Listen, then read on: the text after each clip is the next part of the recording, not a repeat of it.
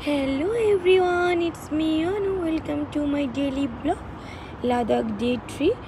So আমরা পৌঁছে গেছি দীক্ষিত, যেখানে আমাদের 2 ডে স্টে হবে।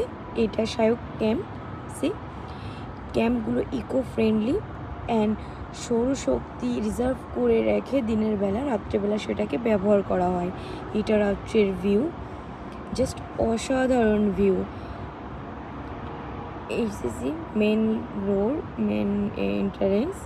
দেন এর ভেতরে সবার জন্য family different, couple different, friends different.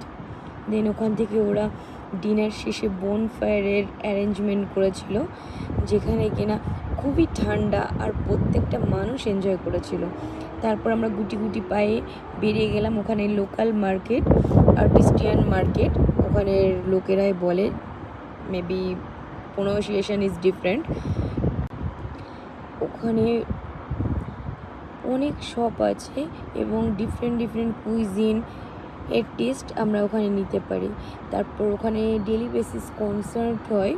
কনসার্টগুলো ওখানে লোকাল পিপলরাই অর্গানাইজ করে। এটা একটা নেপালি কুইজিনের ফুড, যা কিনা ও জাস্ট ওয়াও। এটা ছিল, আই থিঙ্ক এটাও একটা মিয়ানমার সামথিং ফুড, স্যান্ডউইচ ছিল। এটা জাস্ট অসাম। আমাদের ওদিকে ফুডগুলো অনেক সিমিলার হয়, নেপাল, মিয়ানমার, দেন মিজোরাম। ফুডগুলো লাইক বেঙ্গলি ফুড অনেকটা সিমিলার। আর ওখানে অনেক চেরি, অ্যাপল, অনেক ফুল ফুটেছিল, যার সুগন্ধ জাস্ট ভাষায় বোঝানো যাবে না। অসাধারণ। আমার কাছে তো মনে হলো সব থেকে সুন্দর যদি সুগন্ধ থেকে থাকে তো এটারই আছে। তারপর ওর ভেতরে অনেক ছোট ছোট গেম আছে, যেগুলো কিনা বাচ্চা ফ্যামিলি উপভোগ করতে পারে।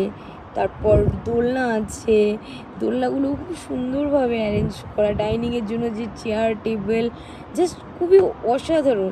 যে মানুষ এরকম টেকনোলজি কাজে লাগিয়ে কিভাবে বিজনেস প্ল্যান বের করে কিভাবে নিজেদেরকে ডেভেলপ করা যায়, সেটা এখান থেকে গেলেই বোঝা যায়। আমরা গেছিলাম একটা শোল্ডার সিজনে, যখন কিনা সব কিছু একটু ওপেন হচ্ছিল। এর ভেতরে অনেক ছোটো ছোটো মার্কেট, যেখান থেকে টুরিস্টরা ছোটো ছোটো রিমেম্বার্স কিনতে পারে, প্রেজেন্ট দিতে পারে কাউকে। এটা ফেরার পথের ভিডিও। Thank you.